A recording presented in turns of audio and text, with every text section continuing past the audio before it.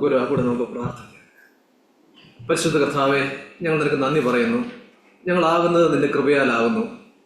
കർത്താവേ, ഞങ്ങളുടെ ജീവിതത്തിന് ആവശ്യമായിട്ടുള്ള നിന്റെ വചനം നൽകി, ആലോചന നൽകി, കറക്ഷൻസ് നൽകി ഞങ്ങളെ നടത്തണമേ എന്ന് പ്രത്യേകമായിട്ട് പ്രാർത്ഥിക്കുന്നു. കർത്താവ്, ഞങ്ങളുടെ പ്രാർത്ഥന കേട്ടതിനായിട്ട് സ്തോത്രം ചെയ്യുന്നു. യേശു കർത്താവിൻ്റെ നാമത്തിൽ താഴ്മയോടെ അപേക്ഷിക്കുന്നു. കൃപയുണ്ടായി കേട്ട് ഉത്തരം വരലുമാറാകണമേ. നമുക്ക് സമയം വളരെ പരിമിതമായതുകൊണ്ട് ഞാൻ ചില കാര്യങ്ങൾ പറയാമെന്ന് ഞാൻ വിചാരിക്കുന്നു. സാംസൺ ഇവിടെ പറഞ്ഞ ചില അനൗൺസ്മെന്റ്സും ചില കറക്ഷൻസിനോടും ചേർന്ന് ചില കാര്യങ്ങൾ ഞാനും എൻ്റെ അനുഭവത്തിൻ്റെ വെളിച്ചത്തിൽ ചില കാര്യങ്ങൾ പറയാം എന്നാണ് ഞാൻ വിചാരിക്കുന്നത്. പ്രധാനമായിട്ട് നമ്മൾ ലീഡർഷിപ്പിലൊക്കെ നിൽക്കുന്ന, ഞാനൊരു ലീഡർഷിപ്പിൽ നിൽക്കുന്ന ഒരാളായതുകൊണ്ട് ആ ലീഡർഷിപ്പിൽ നിൽക്കുന്ന സമയത്ത് അതിൻ്റെ ആ ചലഞ്ച് എന്ന് പറയുന്നത് വളരെ വളരെ വളരെ നമുക്ക് വിവരിക്കാനാവാത്ത രീതിയിലുള്ള ഒരു ചലഞ്ചസ് ആണ്. ഓരോ പ്രസ്ഥാനങ്ങളാകട്ടെ, സഭയാകട്ടെ, അതൊക്കെ നമ്മൾ ലീഡ് ചെയ്യുന്ന സമയത്ത് ഉണ്ടാകുന്നത്. അതുപോലെ തന്നെ ഈ പിശാച് ഏറ്റവും അധികം ടാർഗറ്റ് ചെയ്തിരിക്കുന്നത് ഈ ലീഡർഷിപ്പിലുള്ള ആളുകളെയാണ്. അവരെ എങ്ങനെ ഡിസ്കറേജ് ചെയ്യാനായിട്ട് ഒക്കും, അവരെങ്ങനെ അവരുടെ ആ പ്രവർത്തനങ്ങളെ ഡൈവേർട്ട് ചെയ്യാനായിട്ട് ഒക്കും എന്നൊക്കെ പിശാച് എപ്പോഴും തക്കം പാർത്തുകൊണ്ട് നിൽക്കുകയാണ്.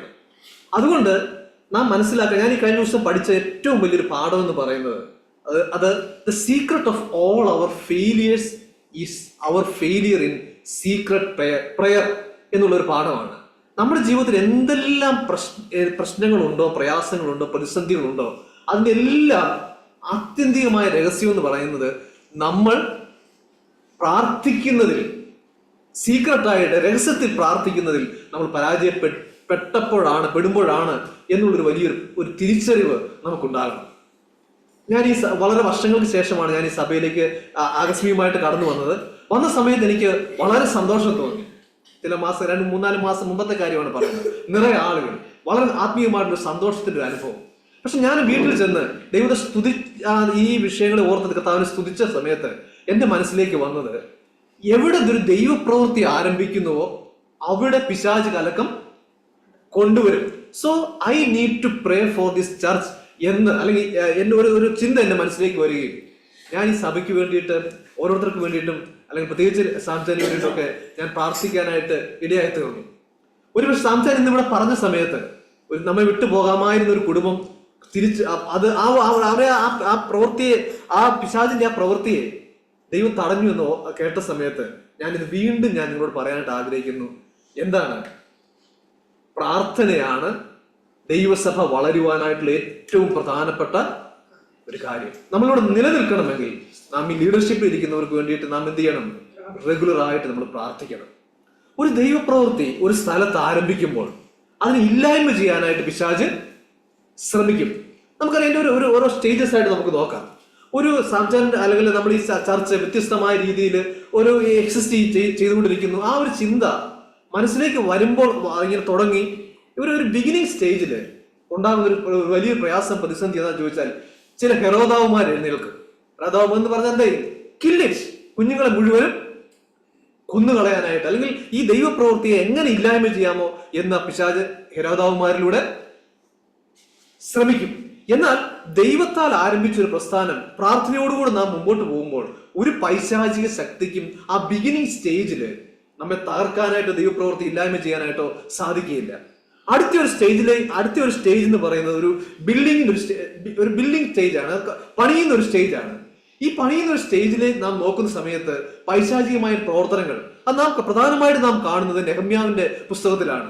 ചില സൻബല്ലത്തുമാർ, ചില തോവിയാവുമാർ അവരൊക്കെ എഴുന്നേൽക്കും. അവർ കലക്കത്തിന്റെ ആത്മാവിനെ കൊണ്ടുവരും, അല്ലെങ്കിൽ ഡിസ്കറേജ്മെന്റിന്റെ ആത്മാവിനെ കൊണ്ടുവരും. ഇതുകൊണ്ടൊന്നും ഒരു കാര്യമില്ല എന്നുള്ള ഒരു ചിന്ത, അല്ലെങ്കിൽ പണിയുന്ന ആളുകളെ നിരുത്സാഹപ്പെടുത്തുന്ന രീതിയിലേക്ക് കൊണ്ടുവരും.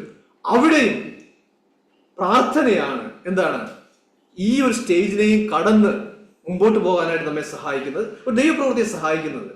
അതുപോലെ ഒരു പണിയൊക്കെ വന്നുകൊണ്ടിരിക്കുന്ന സമയത്ത് നട്ടു, അല്ലെങ്കിൽ ഒരു ബിഗിനിങ് സ്റ്റേജ്, ഒരു ബിൽഡിംഗ് സ്റ്റേജ്. അടുത്ത ഒരു സ്റ്റേജ് എന്ന് പറയുന്നത് ഒരു ഫ്രൂട്ട് ബെയറിംഗ് സ്റ്റേജ് ആണ്. ഈ ഫ്രൂട്ട് ബെയറിംഗ് സ്റ്റേജിലാണ് പിശാച് ഏറ്റവും അധികം നമ്മെ തകർക്കാനായിട്ട് നോക്കുന്നത്. ആ സമയത്ത് പിശാച് എന്ത് ചെയ്യും? നമ്മുടെ വേലികളെയൊക്കെ ഒളിക്കും, അല്ലെങ്കിൽ മുൻപിൽ നിൽക്കുന്ന ആളുകളെ ഏത് രീതി, രോഗമാകട്ടെ, നിരാശയിലൂടെ കൊണ്ടുവരും, അല്ലെങ്കിൽ പ്രയാസങ്ങളോട് കൊണ്ടുവരും, ബുദ്ധിമുട്ടുകളോട് കൊണ്ടുവരും, കലക്കങ്ങൾ കൊണ്ടുവരും, സ്പ്ലിറ്റഡിന്റെ ആത്മാവിനെ കൊണ്ടുവരും. എന്തിനു വേണ്ടിയിട്ടാണ്? നമ്മൾ ആരും ഫ്രൂട്ട് ബെയർ ചെയ്യരുത്. കാരണം അത് അവന് ഒട്ടും ഇഷ്ടമുള്ള ഒരു കാര്യം അല്ല. അതുകൊണ്ട് പ്രിയ ദൈവമക്കളെ, ബിഗിനിങ് സ്റ്റേജിലായാലും നമ്മുടെ ദൈവപ്രവൃത്തിയെ സംബന്ധിച്ചായാലും നമ്മുടെ ക്രിസ്തീയ ജീവിതത്തെ സംബന്ധിച്ചായാലും ഈ ഒരു സ്റ്റേജസ് ഒക്കെ വളരെ ആപ്റ്റാണെന്ന് എനിക്ക് തോന്നുന്നു. ഏത് സ്റ്റേജിലൂടെ നാം കടന്നു പോയാലും നമുക്ക് സ്വയമായിട്ട് ഫലം കായ്ക്കാനായിട്ട് സാധിക്കുക, നമ്മുടെ സഭയ്ക്ക് സ്വയമായിട്ട് ഫലം കായ്ക്കാനായിട്ട് സാധിക്കുകയില്ല. ഈ ഫലം കായ്ക്കണമെങ്കിൽ കർത്താവിനോട് ചേർന്ന് നാം നിൽക്കണം. അത് മാത്രമല്ല, ഈ സഭയെക്കുറിച്ച് ദൈവം ആഗ്രഹിക്കുന്ന ഈ ദൈവപ്രവൃത്തി ഇവിടെ വളർന്ന് വലുതാകണമെങ്കിൽ നാം എല്ലാവരും എന്ത് ചെയ്യണം? ഈ കാര്യങ്ങള് ഓടൊപ്പ് ചെയ്യണം, പ്രാർത്ഥിക്കണം. പ്രാർത്ഥന പ്രാർത്ഥന പ്രാർത്ഥന മാത്രമേ ഉള്ളൂ ദൈവപ്രവൃത്തി തടസ്സം കൂടാതെ മുമ്പോട്ട് പോകാനായിട്ടുള്ള ഒരേ ഒരു മാർഗം. അതുകൊണ്ട് നാം മുട്ടിപ്പായിട്ട് നാം പ്രാർത്ഥിക്കണം. യേശു കർത്താവ് പറഞ്ഞു, ഉപവാസത്താലും പ്രാർത്ഥനയാലും അല്ലാതെ ഈ ജാതി നീങ്ങിപ്പോകയില്ല. കർത്താവ് അത് പറഞ്ഞെങ്കിൽ നാം എത്ര സീരിയസ് ആയിട്ട് നമ്മൾ പ്രാർത്ഥിക്കണം. കർത്താവിന്റെ ഒരു അനുഭവം നിങ്ങൾ നോക്കിക്കേ. എബ്രായ ലേഖനത്തിൽ നാം വായിക്കുന്ന ഒരു മനോഹരമായിട്ടുള്ള പദപ്രയോഗം ഉണ്ട്. എന്താണെന്നറിയാമോ? തന്റെ ഐഹിക ജീവിത കാലത്ത് തന്നെ മരണത്തിൽ നിന്ന് രക്ഷിപ്പാൻ കഴിയുന്നവനോട് ബാക്കി എന്താണ്? ഉറച്ച നിലവിളിയോടും കണ്ണുനീരോടും കൂടെ പ്രാർത്ഥനയും പക്ഷവാദവും അഭയയാചനയും കഴിച്ചു. എന്താണ്? ഉറച്ച നിലവിളിയോടും കണ്ണുനീരോടും കൂടെ എന്തൊക്കെയാണ് കഴിച്ചത്? പ്രാർത്ഥനയുടെ പല തട്ടുകളാണ്. പ്രാർത്ഥനയും യാചനയും അഭയയാചനയും കണ്ണുനീരോടുകൂടെ കഴിച്ചു. കർത്താവിന് പ്രാർത്ഥന എത്രയധികം ആവശ്യമായിരുന്നെങ്കിൽ ഈ ലീഡർഷിപ്പിൽ ഇരിക്കുന്നവർക്കാകട്ടെ സാധാരണക്കാർ വിശ്വാസികൾക്കാകട്ടെ പ്രാർത്ഥന എത്രയധികം ആവശ്യമാണ്. So we need to pray. വളരെ ജാഗരൂകരായിട്ട് നമ്മൾ എന്ത് ചെയ്യണം? സഭയ്ക്ക് വേണ്ടി, ലീഡർഷിപ്പിൽ ഇരിക്കുന്നവർക്ക് വേണ്ടിയിട്ട് നമ്മൾ പ്രാർത്ഥിക്കണം. അതുപോലെ തന്നെ ഒരു ഓണർഷിപ്പ് എന്ന് പറയുന്നത് പ്രധാനപ്പെട്ട ഒരു കാര്യമാണ്. സാംസൺ പറഞ്ഞപ്പോ സമയത്ത് ആ ഒരു വിഷമം നാം വായിച്ചെടുത്താല് ഇത്രയധികം കാര്യങ്ങൾ നമ്മൾ ഈ രീതിയിലൊക്കെ പോകുന്നെങ്കിലും ഇത് ഈ ചർച്ച എന്ന് പറയുന്നത് എന്റേതാണ് എന്നുള്ള ഒരു ചിന്ത ആളുകൾ ഇല്ലാതെ വരുന്ന സമയത്ത്, അല്ലെങ്കിൽ ഞാനൊരു യുവിൽ നിൽക്കുന്ന സമയത്ത് ഒരു മിനിസ്റ്റർ എന്റേതാണ്, ചില വ്യക്തികളുടേതല്ല എന്ന് ആളുകൾ എടുക്കാതിരിക്കുന്ന സമയത്ത് ഉണ്ടാകുന്ന ഒരു വിഷമം, അത് എല്ലാ കാലത്തും ഉണ്ടാകുന്നതായിട്ടുള്ള ഒരു വിഷമമാണ്. ഇതുപോലെ കടന്നുപോയ ഒരാൾ, ഒരു ദൈവദാസൻ, അദ്ദേഹം ക്രിയേറ്റീവായിട്ട് അഡ്രസ് ചെയ്തതിനെ കുറിച്ച് ഞാൻ പണ്ട് വായിച്ച് ഞാൻ ഇപ്പോഴും ഓർക്കുന്നു. അദ്ദേഹം ഇങ്ങനെ ഒരു ബിൽഡിങ്ങിന് ഇങ്ങനെ സഭാഹോളിന്റെ വാതിക്കൽ ചർച്ച് എന്നുള്ള ഒരു ബോർഡ് ഉണ്ടായിരുന്നു. അതില് ആ സി എച്ച് എന്നുള്ള ഭാഗം മാത്രം മാറ്റിയിട്ട് UR എന്നുള്ളത് ഭാഗം അദ്ദേഹം അങ്ങോട്ട് മായിച്ചു കളഞ്ഞു. ഇത് വായിച്ച് നോക്കുന്ന ആളെന്താണ് ഈ ചർച്ച നിങ്ങളുടെ മനസ്സിൽ കണ്ടിട്ട് UR എന്നുള്ള ഭാഗം ഇല്ലാതെ സി എച്ച് എന്ന് വായിച്ച് മനസ്സിലാവും. അദ്ദേഹം ആളുകളോട്, ദേവദാസനോട് ചോദിച്ചു, എന്താണ് ഈ UR എന്നുള്ളത് മായിച്ചു കളഞ്ഞത് എന്ന് പറഞ്ഞു. അദ്ദേഹം പറഞ്ഞത്, ദിസ് ബിൽഡിംഗ് ഈസ് CH ആയി പോകും unless and until your involvement, you are missing. ഇത് വെറും ബില്ലിംഗ് ആയിട്ട് മാറിപ്പോകുമെന്ന് അദ്ദേഹം പറഞ്ഞത് ഞാൻ ഇപ്പോഴും തമാശ രൂപേണ അദ്ദേഹം ചെയ്തതാണെങ്കിലും അത് ഞാൻ ഇപ്പോഴും ഓർക്കുന്നു. നമ്മൾ ഈ ചർച്ച എന്ന് പറഞ്ഞ ആരുടേതാണ്? ചർച്ചിന്റെ ആ എലമെന്റ് മിസ്സാകും. എന്താണ്? നാം ഈ ചർച്ചിന്റെ ഓണർഷിപ്പിൽ നിന്ന് you are missing out of church. അപ്പോൾ ചർച്ചല്ലാതെ ആയിപ്പോകും. അതുകൊണ്ട് നമ്മൾ പ്രത്യേകം ഈ സഭയ്ക്ക് വേണ്ടിയിട്ടും സഭയെ ഓണപ്പ് ചെയ്യാനായിട്ടും ഒക്കെ നമ്മൾ മാറേണ്ടതായിരിക്കും. സോ ഇത് ഞാൻ സാംസൺ പറഞ്ഞതിനോട് ചേർന്ന് ഞാൻ നിങ്ങളോട് പറഞ്ഞു എന്ന് മാത്രമേ ഉള്ളൂ. എനിവേസ്, പിശാച് നമ്മുടെ ദൈവപ്രവൃത്തിയെ തകർക്കാനായിട്ട് ശ്രമിക്കും. ഈ പിശാചിന്റെ പ്രവൃത്തികളോട് തോറ്റുകൊടുക്കാതെ മുമ്പോട്ട് പോകണമെങ്കിൽ നാം എന്ത് ചെയ്യണം? പ്രാർത്ഥിക്കണം. ഈ പ്രാർത്ഥന വരുന്ന എപ്പോഴാണ്? ഞാനിത് ഓണപ്പ് ചെയ്യുമ്പോഴാണ് എനിക്ക് പ്രാർത്ഥിക്കാനായിട്ട് സാധിക്കുകയുള്ളൂ. മനസ്സിലായോ? നാം ഈ ഒരു ദൈവപ്രവൃത്തിയുടെ ഭാഗമാണ് ഞാൻ. ആ ദൈവപ്രവൃത്തി നിലനിർത്തേണ്ടത് എന്റെയും കൂടെ പങ്കാണ് എന്നുള്ള ഒരു ബോധ്യമാണ് നമ്മെ സഭയിൽ ഇൻവോൾവ് ചെയ്യാനായിട്ടും പ്രാർത്ഥിക്കാനായിട്ടും നമ്മെ പ്രേരിപ്പിക്കുന്നത്. നാം ഒരുമിച്ച് ഒറ്റക്കെട്ടായിട്ട് പ്രാർത്ഥനയോടുകൂടെ നിൽക്കുമെങ്കിൽ എന്താണ്? ഇവിടെ വലിയ ദൈവപ്രവൃത്തി തുടർന്ന് നടക്കും. നമുക്ക് ഒരു ചർച്ചയേ ഉള്ളൂ, ഇംഗ്ലീഷിൽ നമ്മൾ ആരാധിക്കുന്നു എന്ന് മാത്രമേ ഉള്ളൂ. കുറച്ച് നാൾ കഴിയുമ്പോൾ ചിലപ്പോൾ ഹിന്ദിയിൽ ഒരു ആരാധന ഉണ്ടാകും, ചിലപ്പോൾ തമിഴിൽ ഒരു ആരാധന ഉണ്ടാകും. അതൊക്കെ ഒരു ദൈവപ്രവൃത്തിയാണ്. സഭ ഒന്ന് മാത്രമേ ഉള്ളൂ എന്ന് നാം മനസ്സിലാക്കണം. തുടർമാനമായി ദൈവപ്രവൃത്തി നടക്കാനായിട്ട് നമ്മൾ റെഗുലറായിട്ട് റെഗുലർ സഭയെ ഓർത്ത് പ്രാർത്ഥിക്കണം. സഭയുടെ ലീഡർഷിപ്പിൽ നിൽക്കുന്നതായിട്ട് എല്ലാവരെയും ഓർത്ത് നമ്മൾ പ്രാർത്ഥിക്കണം. സോ ഇത് ഞാൻ പ്രാരംഭമായിട്ട് പറഞ്ഞുകൊണ്ട് ചില ചിന്തകൾ ഞാൻ നിങ്ങളോട് പറയാമെന്ന് ഞാൻ വിചാരിക്കുന്നു. ഞാൻ ഒഫൻഡ് ആകാനായിട്ട് പറഞ്ഞതല്ല. ഇത് എൻ്റെ ജീവിതത്തിലെ അനുഭവങ്ങളാണ് ഞാൻ പറഞ്ഞത്. പ്രാർത്ഥന നമ്മൾ എവിടെ കുറയുന്നോ, ദൈവാശ്രയം എവിടെ കുറയുന്നോ, അവിടെ പിശാചിന്റെ പ്രവൃത്തി ഉണ്ടാകും എന്ന് ഞാൻ അനുഭവിച്ചറിഞ്ഞ ഒരു കാര്യം ഞാൻ നിങ്ങളോട് പറഞ്ഞു എന്ന് മാത്രം. ഇനി ഇന്നത്തെ ദിവസത്തിന്റെ പ്രത്യേകത നിങ്ങൾക്കറിയാം. എന്താണ്? ഈസ്റ്ററിന്റെ ഒരു ദിവസമാണ്. ഇപ്പൊ എല്ലായിടത്തും ഈസ്റ്ററുമായിട്ട് ബന്ധപ്പെട്ട് ഒരുപാട് ആഘോഷങ്ങളൊക്കെ നടക്കുന്നുണ്ട്. ഞാൻ ഒരു ചോദ്യം ഞാൻ നിങ്ങളോട് ചോദിക്കാം. ഈസ്റ്ററിനെ കുറിച്ചുള്ള അല്ലെങ്കിൽ ഉയർപ്പിനെ കുറിച്ചുള്ള ഭാഗങ്ങൾ, എല്ലാ സുവിശേഷങ്ങളും നമുക്ക് കാണാനായിട്ട് സാധിക്കും. കർത്താവ് ഉയർത്തില്ലായിരുന്നെങ്കിൽ നമ്മുടെ പ്രസംഗം വ്യർത്ഥമായി പോയേനെ, നമ്മുടെ ജീവിതം, വിശ്വാസം എല്ലാം വ്യർത്ഥമായി പോയേനെ എന്ന് ധന്യനായിരിക്കുന്ന പൗലോസ്ലീഹ പറഞ്ഞിട്ടുണ്ട്. എന്നാൽ ഈ സുവിശേഷങ്ങളിൽ ഈ ഉയർപ്പിന്റെ വിവരണം പറയുന്ന കൂട്ടത്തില് ഒരു പ്രത്യേകമായിട്ടുള്ള പദം നിങ്ങൾക്ക് കാണാനായിട്ട് സാധിക്കും. ഈ ശിഷ്യന്മാരും മേരിയും ഒക്കെ കല്ലറയുടെ അടുക്കൽ ചെന്ന സമയത്ത് കല്ലറയുടെ വാതിക്കൽ നിന്ന് കല്ല് ഉരുട്ടി മാറ്റിയിരിക്കുന്നത് അവര് കണ്ടു. ഞാനൊന്ന് ചോദിച്ചോട്ടെ, എന്തിനായിട്ടായിരിക്കും ഈ കല്ല് ഉരുട്ടി മാറ്റിയത്? ചിന്തിച്ചിട്ടുണ്ട്. എന്തിനായിട്ടായിരിക്കും ഈ കല്ല് ഉരുട്ടി മാറ്റിയത്?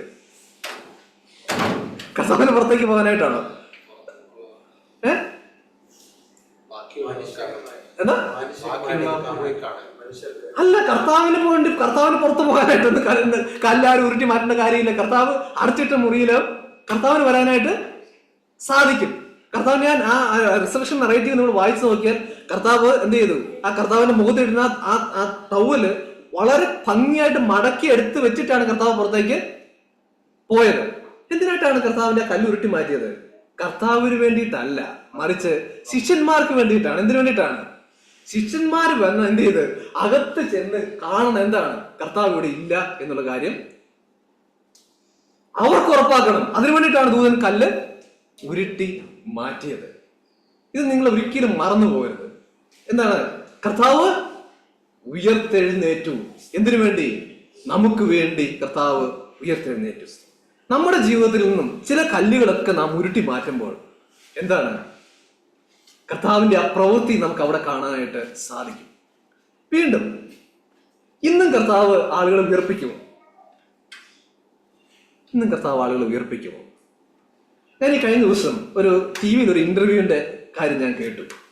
ഒരു ദൈവദാസനെ മനഃപൂർവ്വം കളിയാക്കണം എന്നുള്ള വിചാരത്തിൽ ഒരു TV-യുടെ ഒരു ആങ്കർ ഒരു ടോക്ക് ഷോയിലേക്ക് വിളിച്ചു വരുത്തിയതിനു ശേഷം ഈ അദ്ദേഹത്തെ ഇന്റർവ്യൂ ചെയ്ത ഒരു ലേഡി, അവരൊരു തികച്ചും നിരീശ്വരവാദിയായിരിക്കുന്ന സ്ത്രീ ആയിരുന്നു. അവർ ഇദ്ദേഹത്തെ പരിഹസിക്കുന്ന രീതിയിൽ തന്നെയാണ് ചോദ്യങ്ങളൊക്കെ ചോദിച്ചത്. ആദ്യത്തെ ചില ചോദ്യങ്ങളൊക്കെ ചില മിനിറ്റുകൾ ഈ ദൈവദാസൻ ഇന്നങ്ങ് ഒരു പരങ്ങി. എന്താണ്? അതുപോലുള്ള ചോദ്യങ്ങൾ, പരിഹാസ ചോദ്യങ്ങളാണ്. അവസാനം ഇദ്ദേഹത്തെ പരിഹസിക്കാനായിട്ട് എന്ത് ചെയ്തു? ഇവർ അവസാനം ഒരു ചോദ്യം കൂടെ അങ്ങ് ചോദിച്ചു. എന്താ ചോദ്യം? കർത്താവ് ഒരുപാട് പേരെ ഉയർപ്പിച്ചല്ലോ, നിങ്ങളുടെ സഭയിൽ നിങ്ങൾ എത്ര പേരെ ഉയർപ്പിക്കാറുണ്ട് എന്ന് ചോദിച്ചു. നിങ്ങൾ ആരെങ്കിലും ഉയർപ്പിച്ചിട്ടുണ്ടോ എന്ന് ചോദിച്ചു. അപ്പോൾ ഇപ്പോഴാണ് ആ ദൈവദാസന്റെ മുഖത്ത് ഒരു വെളിച്ചം വന്നു. അദ്ദേഹം പറഞ്ഞു, കഴിഞ്ഞ ഞായറാഴ്ച കൂടെ ഞാൻ ഒരാളെ ഉയർപ്പിച്ചല്ലോ, ഞങ്ങളുടെ സഭയിൽ ഒരുപാട് ആളുകളെ ഞാൻ ഉയർപ്പിച്ചിട്ടുണ്ട്, ഒരുപാട് ആളുകൾ ഞങ്ങളുടെ പ്രവർത്തകർ മുഖാന്തരം ഉയർക്കുന്നുണ്ട് എന്ന് പറഞ്ഞു. അപ്പൊ ആ സ്ത്രീക്ക് ഒരു ഭയങ്കര എഴുതായി പോയി. ആ സ്ത്രീ ആ ഒരു ആൻസർ അദ്ദേഹം പ്രതീക്ഷിച്ചില്ല. അന്ന് കേൾക്കട്ടെ എന്ന് പറഞ്ഞു. അപ്പോൾ ആ സ്ത്രീ ആ ദൈവദാസൻ പറഞ്ഞു, അതിക്രമങ്ങളിലും പാപങ്ങളിലും മരിച്ച ഒരുപാട് ആളുകളെ ഞങ്ങളുടെ പ്രവർത്തനങ്ങൾ കൊണ്ട് ഉയർപ്പിച്ചുകൊണ്ടിരിക്കുന്നു. നിരാശയിൽ മരിച്ച ആളുകളെ എന്ത് ചെയ്യുന്നു? ഞങ്ങൾ ഉയർപ്പിച്ചുകൊണ്ടിരിക്കുന്നു. ബന്ധങ്ങളിൽ മരണം അനുഭവിച്ച ആളുകളെ എന്ത് ചെയ്യും? ഞങ്ങളുടെ പ്രവർത്തനങ്ങൾ കൊണ്ട് ഉയർക്കുന്നു. അനേക രോഗികൾ, മരണം പ്രതീക്ഷിച്ചിരിക്കുന്ന രോഗികൾ ഞങ്ങളുടെ പ്രാർത്ഥനയുടെ ഫലമായി ജീവനിലേക്ക് തിരിച്ചു വരുന്നു. ഉയർത്തെഴുന്നേറ്റ കർത്താവ് ഉയർപ്പിന്റെ ശക്തിയാൽ അനേകരെ ഉയർപ്പിക്കുന്നതിന്റെ ഒരു സാക്ഷിയാണ് ഞാൻ എന്ന് ആ ദൈവദാസൻ പറഞ്ഞത്. ആ തന്നെ പരിഹസിച്ച ആളുടെ വായടച്ചത് ഞാൻ ഇപ്പോഴും ഓർക്കുന്നു. നമ്മുടെ സഭയിൽ ആളുകൾ ഉയർക്കുന്നുണ്ടോ? ഉണ്ടോ? ഉണ്ട്. ഉയർക്കാത്ത ആരും ഇവിടെ ഇല്ല, അല്ലെ? നമ്മളുടെ രക്ഷിക്കപ്പെടുന്നതിന് മുമ്പ് നമ്മൾ എങ്ങനെയായിരുന്നു? നമ്മുടെ അതിക്രമങ്ങളിലും പാപങ്ങളിലും മരിച്ചവരായിരുന്നു. സുവിശേഷം നമ്മെ ഉയർപ്പിച്ചത് കൊണ്ടാണ് നമ്മൾ ഇന്ന് ഈ ദൈവസഭയുടെ ഭാഗമായി മാറിയത്, അല്ലെ? ഉയർക്കാത്ത ആരെങ്കിലും ഉണ്ടോ? ഇല്ല. ഉയർത്തെഴുന്നേറ്റതായിട്ടുള്ള ആളുകളാണ് നാം എല്ലാവരും മരണത്തിൽ നിന്നും എല്ലാം നാം ഉയർപ്പ് അനുഭവിച്ചിരിക്കുന്നു. ഇനി ഉയർത്തെഴുന്നേറ്റ ആളുകളുടെ ഒരു കൂട്ടായ്മയാണ് എന്ത്? ഒരു കൂട്ടമാണ് എന്ത്? ദൈവസഭ. ഈ ചർച്ച് എന്നുള്ള വാക്കിന്റെ അർത്ഥം എന്താണെന്നറിയാമോ? ഇംഗ്ലീഷിലുള്ള ചർച്ച് എറ്റിമോളജി ആർക്കെങ്കിലും അറിയാമോ?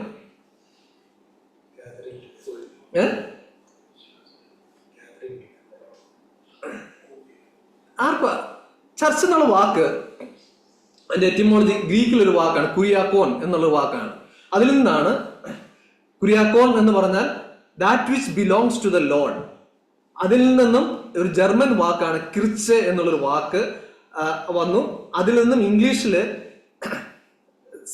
ക്രിച്ചെ അല്ല കെ ആണ് ജർമ്മനില്, ഇംഗ്ലീഷില് കിർക്കെ എന്നുള്ളൊരു സി എന്നുള്ള വാക്ക് ഓൾഡ് ഇംഗ്ലീഷിൽ വന്നു. അത് എന്താണ് ന്യൂ ഇംഗ്ലീഷിലേക്ക് വന്നൊരു വാക്കാണ് ഇത് ചർച്ച്.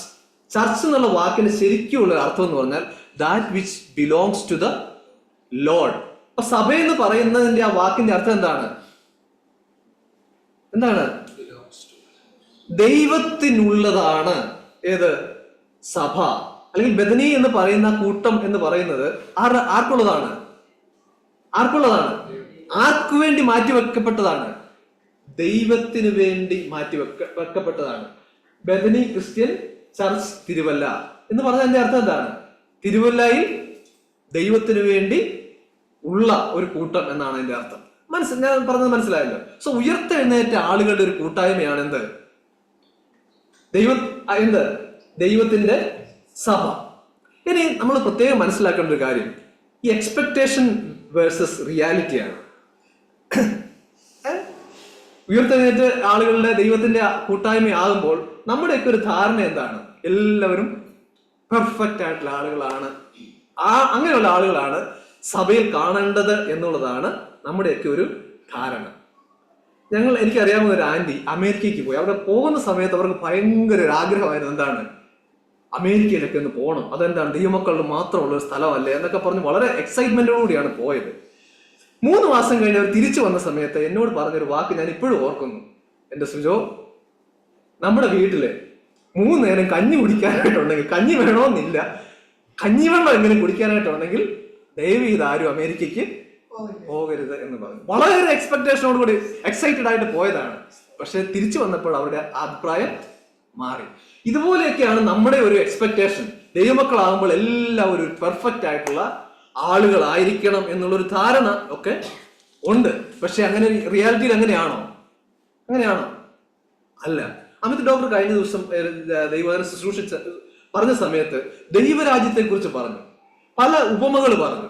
അതിലൊരു ഉപമ മത്തായിയുടെ സുവിശേഷം 13-ാമത്തെ അധ്യായത്തിന്റെ 47-ാമത്തെ വാക്യത്തിൽ നാം ഇവിടെ കാണുന്ന ഒരു വാക്യം ഇതാണ്. എന്താണെന്ന് ചോദിച്ചാൽ എന്താണ്?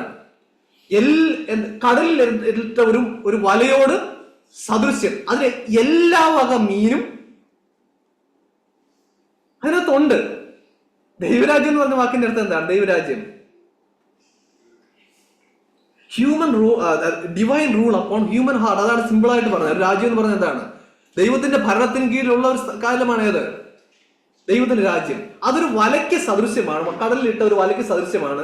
അതിൽ എല്ലാ കൂട്ടം മീനും അതിനകത്ത് ഉണ്ട്. നമ്മളൊക്കെ വലയിടാൻ പോകുന്ന സമയത്ത് നമുക്ക് എല്ലാം നെയ്മീൻ വേണമെന്നുള്ളതാണ് ആഗ്രഹം. കാരണം അത് വിട്ടെങ്കിലേ ഉള്ളൂ നല്ല വില. പക്ഷെ ഇങ്ങനെ വല ഇടുന്നവർക്ക് അറിയാം എന്താണ്? നെയ്മീൻ ഉണ്ടെങ്കിൽ ആവശ്യമില്ലാത്ത എലമെന്റ്സും ഇതിനകത്ത് കാണും. നമ്മുടെയൊക്കെ ഒരു ധാരണ എന്ന് പറയുന്നത് 1-ാം നൂറ്റാണ്ടിലെ സഭയാണ് ഏറ്റവും പെർഫെക്റ്റ് ആയിട്ടുള്ള സഭ എന്നുള്ളതാണ്.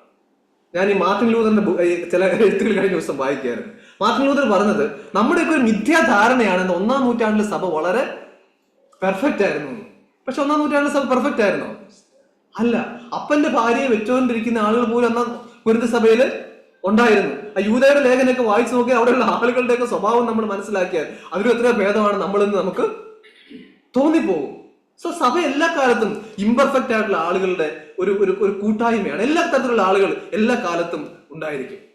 അതുകൊണ്ട് സഭ എന്ന് പറയുന്നത് എനിക്ക് തോന്നുന്ന ഒരു ഹോസ്പിറ്റൽ പോലെയാണ്. ഞാനത് പലപ്പോഴും ഹോസ്പിറ്റലിന്റെ ഒരു ഇമേജറിയാണ്. എന്താണ് ഹോസ്പിറ്റൽ? എപ്പോഴാണ് ഹോസ്പിറ്റൽ ഒരു സ്ഥലത്ത് ഇല്ലാതെ പോകുന്ന? എപ്പോഴാണ്? എല്ലാവരും ആരോഗ്യം ഉണ്ടായാൽ പിന്നെ ഹോസ്പിറ്റലിന്റെ ആവശ്യമുണ്ടോ? ഇല്ല. ഇന്ന് ദൈവസഭ എന്ന് പറയുന്നത് എന്താണ്? ഉയർത്തെഴുന്നേറ്റ ആളുകൾ, കർത്താവിനുള്ള ആളുകൾ എന്തിലേക്ക് വരുന്നു? ദൈവസഭയിലേക്ക് വരുന്നു. അവർക്ക് അവിടെ വേണ്ടതായിട്ടുള്ള പരിചരണം, ശുശ്രൂഷകളൊക്കെ നൽകി അവരെ ആത്മീയമായി നിലനിർത്തിക്കൊണ്ട് പോകുക. അതിനുള്ളൊരു മാധ്യമമാണെന്ത്? ദൈവസഭ എന്ന് നാം മനസ്സിലാക്കണം. ഈ ഹോസ്പിറ്റലിലൊക്കെ പോയാൽ ചിലർക്ക് ട്രീറ്റ്മെന്റിൽ എടുക്കുന്ന സമയത്ത് താമസം ഉണ്ടാകും, ചിലർക്ക് പെട്ടെന്ന് ഹീലാകും, ചിലർക്ക് എന്ത് ചെയ്യും, ഡോക്ടർമാർ കൊടുക്കുന്ന മരുന്ന് കഴിക്കത്തില്ല, അവർ റെസിസ്റ്റ് ചെയ്തുകൊണ്ടിരിക്കും. എന്തായാലും എന്താണ്, ഈ ട്രീറ്റ്മെന്റ് പ്രൊലോങ് ചെയ്ത് പോയിക്കൊണ്ടേയിരിക്കും. എന്ന് പറഞ്ഞതുപോലെ ഒരു സഭ എന്ന് പറയുന്ന എല്ലാ തരത്തിലുള്ള ആളുകളും കാണും. എന്താണ്, ഹീലിംഗ് ആയവർ കാണും, ആ പ്രോസസ്സിലുള്ളവർ കാണും. സോ ഇതെല്ലാം നമ്മൾ അഡ്ജസ്റ്റ് ചെയ്ത് നമ്മൾ മുമ്പോട്ട് പോകേണ്ടതായിട്ട് ഇരിക്കുന്നു. നമ്മളൊക്കെ ഒരു ധാരണ, ഞാൻ മാർട്ടിൻ ലൂതർ പറഞ്ഞൊരു കാര്യം ഞാൻ പറയാം, അത് വളരെ രസകരമായിട്ട് തോന്നും. നമ്മൾ ഈ സ്നാനപ്പെട്ട സമയത്തൊക്കെ നമ്മൾ എന്ത് ചെയ്തു? ജഡത്തെ സ്നാനപ്പെടുമ്പൊക്കെ പറയാറുള്ള വാക്കുണ്ടല്ലോ, എന്താണ് സ്നാനജലത്തിൽ എന്ത് ചെയ്തു? അടക്കപ്പെട്ടു. മാർട്ടിൻ ലൂതർ പറഞ്ഞ വാക്ക്, ഞാനത് സഭ്യമായ വാക്കാണോ എന്ന് എനിക്ക് അറിഞ്ഞുകൂടാ, പക്ഷെങ്കിൽ മാർട്ടിൻ ലൂതർ പറഞ്ഞ വാക്ക് ഇതാണ്: I forget that rascal can swim. അതായത് മുങ്ങിപ്പോയത് ആ പഴയ ജഡത്തിന് നീന്തി രക്ഷപ്പെടാനായിട്ട് അറിയാം എന്നുള്ള കാര്യം ഞാൻ മറന്നുപോയി എന്നാണ് മാർട്ടിൻ ലൂതർ തന്റെ ആ ഒരു ബുക്കിൽ രേഖപ്പെടുത്തിയിരിക്കുന്നത്. നമ്മുടെ ജഡം എന്തുണ്ട്, ഈ മുക്കി എന്നൊക്കെ പറഞ്ഞെന്ന് പറഞ്ഞാലും അത് നീന്തി ഒക്കെ നമ്മുടെ കൂടെ തന്നെ കാണും. പക്ഷെ ഈ ജഡത്തെ മരിപ്പിക്കുക, ജഡത്തെ ഇല്ലായ്മ ചെയ്യുക, എന്താണ് ക്രിസ്തു സ്വഭാവത്തിന് അനുരൂപരായിട്ട് വരിക, ഇത് ഈ ഒരു ഡ്യൂട്ടിയാണ് എന്തുള്ളത് നമ്മൾ ഏറ്റെടുക്കേണ്ടത്, അല്ലെങ്കിൽ നമ്മുടെ ശുശ്രൂഷയായിട്ട് നമ്മൾ കണക്കാക്കേണ്ടത്. അതുകൊണ്ട് ഈ സഭയുടെ ആത്മീയ വർധനയ്ക്കായിട്ട് സഫലന്മാരാകുവാൻ ശ്രമിപ്പിൻ എന്നൊരു വചന വേദപുസ്തകത്തിലുണ്ട്. റെഫറൻസ് ഞാൻ മറന്നുപോയി. So we have A responsibility towards the holistic growth of this church. അത് നമ്മൾ മനസ്സിലാക്കി നാം പ്രവർത്തിക്കണം.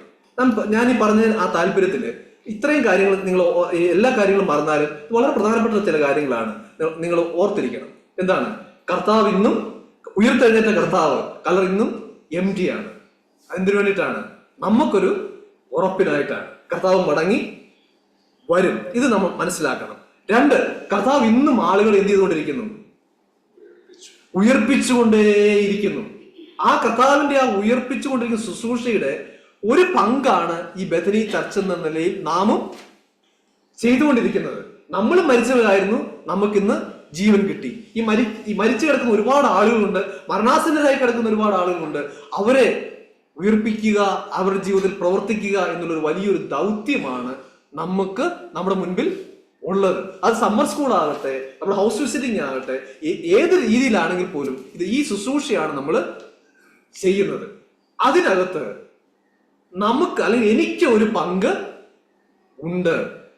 ആ പങ്ക് നാം ചെയ്യാത്തടത്തോളം കാലം ആ ദേവദാസൻ പറഞ്ഞ പോലെ യു ആർ അങ്ങ് വെട്ടിക്കളഞ്ഞാൽ ഇത് ചർച്ചല്ലാതെ CH എന്നൊക്കെ പറഞ്ഞുകൊണ്ടിരിക്കാമെന്നല്ലാതെ ചർച്ചായി മാറുക ഇല്ല. അതിൽ ഏറ്റവും പ്രധാനപ്പെട്ട ഒരു കാര്യം, നമ്മുടെ ഇൻവോൾവ്മെന്റ് വേണ്ട ഏറ്റവും പ്രധാനപ്പെട്ട ഒരു മേഖല എന്ന് പറയുന്നത്, പിശാച് നമ്മെ തകർക്കാനായിട്ട്, അത് ഹെരോദാവിന്റെ രൂപത്തിലാകാം, തോബിയാവിന്റെ രൂപത്തിലാകാം, സൻബല്ലത്തിന്റെ രൂപത്തിലാകാം, അല്ലെങ്കിൽ മതിൽ പൊളിച്ചു കളഞ്ഞ് നമ്മെ ഇല്ലായ്മ ചെയ്യാനായിട്ടുള്ള ഏത് രീതിയിലൂടെ കൊണ്ടുവന്നാലും അവിടെയൊക്കെ പിടിച്ചു നിൽക്കണമെങ്കിൽ പ്രാർത്ഥന മാത്രമാണ് ആവശ്യം. അതുകൊണ്ട് ലീഡർഷിപ്പിൽ ഇരിക്കുന്നവർക്ക് വേണ്ടി നമ്മൾ പ്രാർത്ഥിക്കണം, വിശ്വാസികൾക്ക് വേണ്ടി നാം അന്യോന്യം പ്രാർത്ഥിക്കണം. നാം എന്തെല്ലാം ചെയ്തെന്ന് പറഞ്ഞാലും അൾട്ടിമേറ്റ് ആയിട്ടുള്ള ഹീലിംഗും റെസ്റ്റോറേഷനും നൽകുന്നത് ആരാണ്? ദൈവത്തിന്റെ പരിശുദ്ധാത്മാവാണ്. ആ പരിശുദ്ധാത്മാവിന്റെ പ്രവർത്തനത്തിന് തടസ്സം വരുത്തുന്ന ഒരു കാര്യങ്ങൾ പോലും എൻ്റെ ജീവിതത്തിൽ വാക്കിലോ പ്രവൃത്തിയിലോ മനോഭാവത്തിലോ ഉണ്ടാകാതെ നാം നോക്കുന്നുവെങ്കിൽ ഇവിടെ വലിയൊരു ദൈവപ്രവൃത്തി വെളിപ്പെടും. എൻ്റെ ഒരു ആഗ്രഹം, ഞാൻ പണ്ടും പറഞ്ഞിട്ടുള്ളതാണ്, ഈ സഭ എന്ത് ചെയ്യണം? നിറയണം. നമ്മുടെ ഈ ആരാധന ഹോൾ ഇവിടുന്ന് മാറി മേളിലോട്ട് കയറണം. എന്താണ്? അവിടെയും ആളുകൾ നിറയണം. സോ അങ്ങനെ ദേശം അനുഗ്രഹിക്കപ്പെടണം. സോ ആ ഒരു ദൈവപ്രവർത്തിക്കായിട്ട് നമുക്ക് നമ്മെ തന്നെ ഏൽപ്പിച്ചു കൊടുക്കാം. ഇതിന് മുമ്പിൽ നിൽക്കുന്ന ആളുകൾക്ക് നമുക്ക് പ്രാർത്ഥിക്കാം, ജാഗരിക്കാം. ദൈവം നമ്മെ അനുഗ്രഹിക്കട്ടെ. നമുക്കൊരു നിമിഷം നമ്മുടെ കണ്ണുകൾ അടച്ച് നമുക്ക് പ്രാർത്ഥിക്കാം. പരിശുദ്ധ കർത്താവേ, ഞങ്ങൾ നിനക്ക് നന്ദി പറയുന്നു. കർത്താവേ, ഈ സഭയുടെ കർത്താവെ ഞങ്ങൾ ഓണപ്പ് ചെയ്യാതിരുന്നത് കർത്താവ് ഇത് ഞങ്ങളുടേതല്ല എന്നുള്ളൊരു തോന്നല് കർത്താവ് പിശാച് ഞങ്ങൾ പലപ്പോഴും ഞങ്ങളുടെ ജീവിതത്തിൽ കൊണ്ടുവന്നിട്ടുണ്ട്. കർത്താവെ, ആ കുറവ് ഞങ്ങൾ ഏറ്റു പറയുന്നു. കർത്താവെ, ഈ സഭ എന്റേതാണ്. കർത്താവെ, ഈ ഒരു ദൈവപ്രവൃത്തിയുടെ ഒരു ഭാഗമാണ് ഞാൻ. കർത്താവെ, ഉയർപ്പിന്റെ ശുശ്രൂഷയുടെ ഒരു ഭാഗമാണ് ഞാൻ. ഈ ഒരു തിരിച്ചറിവോടുകൂടെ കർത്താവ് സഭയുടെ ഏത് ചെറിയ പ്രവൃത്തിയാണെങ്കിലും അത് ഇൻവോൾവ് ചെയ്യാനായിട്ട് ഞങ്ങളെ നീ സഹായിക്കണമേ എന്ന് പ്രത്യേകമായിട്ട് ഞങ്ങൾ പ്രാർത്ഥിക്കുന്നു. കർത്താവ് ഇതിന്റെ മുൻപിൽ നിന്ന് ലീഡർഷിപ്പ് ചെയ്യുന്നതായിട്ടുള്ള ഇതിന്റെ മക്കൾ എല്ലാവരെയും തൃക്കരങ്ങളിലേക്ക് സമർപ്പിച്ച് പ്രാർത്ഥിക്കുന്നു. കർത്താവെ, പിശാച് കർത്താവ് പല രീതിയിൽ അവരെ ഡിസ്കറേജ് ചെയ്യും. കർത്താവെ, ഞങ്ങളുടെ വാക്കുകളിലൂടെ, പ്രവൃത്തികളിലൂടെ, നോട്ടത്തിലൂടെ, മനോഭാവത്തിലൂടെ ഡിസ്കറേജ്മെന്റ് കൊണ്ടുവരും, ഡിസ്യൂണിറ്റി കൊണ്ടുവരും. കർത്താവെ, എന്നാൽ വിശ്വാസത്തിന് നായകനും പൂർത്തി വരുത്തുന്നവനുമായിരിക്കുന്ന ക്രിസ്തുവിനെ മാത്രം നോക്കിക്കൊണ്ട് കർത്താവെ നിൽക്കുവാൻ തക്കവണ്ണമുള്ള കൃപ നീ അവർക്ക് നൽകണമേ എന്ന് പ്രത്യേകമായിട്ട് പ്രാർത്ഥിക്കുന്നു. കർത്താവെ, നീ അവർക്ക് ആവശ്യമായിട്ട് ആരോഗ്യത്തെ നൽകണമേ, ആയുസ്സിനെ നൽകണമേ, കർത്താവെ പ്രവർത്തിക്കാനായിട്ടുള്ള മനസ്സിനെ നൽകണമേ, എല്ലാ തരത്തിലുള്ള അനുകൂലമായ ചുറ്റുപാടുകളെ ഞങ്ങൾക്ക് നൽകണമേ എന്ന് പ്രത്യേകമായിട്ട് ഞങ്ങളോട് പ്രാർത്ഥിക്കുന്നു. കർത്താവെ, ഉയർപ്പിന്റെ ശുശ്രൂഷയാണ് കർത്താവ് ഈ സഭയെ നീ ഏൽപ്പിച്ചിരിക്കുന്നത്. കർത്താവെ, ഈ അനേകരെ ഉയർപ്പിക്കുവാൻ തക്കവണ്ണം, അതിക്രമങ്ങൾ മരിച്ചിരിക്കുന്ന അനേകരെ ഉയർപ്പിക്കുവാൻ തക്കവണ്ണം ഈ സഭയെ തുടർന്നൊരു മാധ്യമമായിട്ട് നീ ഉപയോഗിക്കണമേ. പുതുതായിട്ട് ധാരാളം വിശ്വാസികളെ നീ കൊണ്ടുവരണമേ എന്ന് പ്രത്യേകമായിട്ട് പ്രാർത്ഥിക്കുന്നു. വിശ്വാസികളെ വളർത്താനായിട്ട് ദൈവകൃപയും ഞങ്ങൾക്ക് എല്ലാവർക്കും നൽകുമാറാകണമേ എന്ന് പ്രത്യേകമായിട്ട് പ്രാർത്ഥിക്കുന്നു. കർത്താവെ, അതുപോലെ കർത്താവെ ദൈവമേ എല്ലാ ശുശ്രൂഷകളെയും ഒരുപോലെ ഒന്ന് അനുഗ്രഹിക്കണമെന്ന് പ്രത്യേകമായിട്ട് ഞങ്ങളോട് പ്രാർത്ഥിക്കുന്നു. കർത്താവ് അനുഗ്രഹിച്ചിരിക്കാൻ സ്തോത്രം ചെയ്യുന്നു. കർത്താവ്, ഞങ്ങൾ ഈ സമയം ഞങ്ങളുടെ ഇടയിൽ ഹോസ്പിറ്റലിൽ കിടക്കുന്നതായിട്ട് രഞ്ജിത്തിനെ ഞങ്ങൾ ഓർത്ത് പ്രത്യേകമായിട്ട് ഞങ്ങളോട് പ്രാർത്ഥിക്കുന്നു. കർത്താവെ, അവന്റെ പ്രത്യേകമായിട്ടുള്ള അവസ്ഥ കർത്താവ് നീ അറിയുന്നു. കർത്താവെ, അവനും മാതാവും ഒക്കെ ഇവിടെ ആരാധനയ്ക്കായിട്ട് കടന്നു വന്ന രംഗങ്ങളൊക്കെ ഞങ്ങൾ ഓർക്കുന്നു. കർത്താവെ, അവന് ഹോസ്പിറ്റലിൽ കിടന്ന അനുഭവങ്ങളൊക്കെ ഞങ്ങൾ ഓർക്കുന്നു. ആ പഴയ അവസ്ഥയിലേക്ക് അവനെ കൊണ്ടുവരാനായിട്ട് കഴിയും. കർത്താവ്, വിശ്വാസത്തോടുകൂടെ ഞങ്ങൾ അവന് വേണ്ടി പ്രാർത്ഥിക്കുകയാണ്. കർത്താവ്, ഞങ്ങൾ ഈ പ്രാർത്ഥിക്കുന്ന സമയത്ത് അവന്റെ ജീവിതത്തിൽ ഒരു ദൈവ പ്രവൃത്തി ഉണ്ടാകണം, റെസ്റ്റോറേഷൻ ഉണ്ടാകണം. അവൻ ഈ സഭയ്ക്ക് കർത്താവ് വലിയൊരു അനുഗ്രഹമാക്കി അവനെ മാറ്റണം. ലോകപ്രകാരം ആരുമില്ലെങ്കിൽ കർത്താവെ, അവൻ അവിടുന്ന് കൂടെയുള്ളതിനായിട്ട് സ്തോത്രം ചെയ്യുന്നു. ഞങ്ങൾ അവനെ അനുഗ്രഹിച്ച് പ്രാർത്ഥിക്കുന്നു. കർത്താവ്, സഹായിക്കണമേ എന്ന് പ്രത്യേകമായിട്ട് പ്രാർത്ഥിക്കുന്നു. അതുപോലെ കർത്താവെ, വിവിധമായിരിക്കുന്ന പ്രയാസങ്ങളുടെ ഭാരങ്ങളിലൂടെ കടന്നു പോകുന്ന എല്ലാവരെയും ഞങ്ങൾ ഓർത്ത് പ്രാർത്ഥിക്കുന്നു. എല്ലാവരും ഒരുപോലെ അനുഗ്രഹിക്കണമെന്ന് പ്രത്യേകമായിട്ട് പ്രാർത്ഥിക്കുന്നു. ഉദ്ധാനത്തിന്റെ ശക്തിയാൽ ഞങ്ങളെ അവിടെ നിറയ്ക്കണമേ. പ്രാർത്ഥന കേട്ടതിനായിട്ട് സ്തോത്രം. യേശു കർത്താവിന്റെ നാമത്തിൽ തന്നെ. പിതാവായ ദൈവത്തിന്റെ സ്നേഹം, പുത്രന്റെ കൃപയും പരിശുദ്ധാത്മാവിന്റെ കൂട്ടായ സഹവാസം പ്രാർത്ഥിച്ച എല്ലാ വിഷയങ്ങളിലും കേട്ട വചനത്തിനുണ്ടാകും.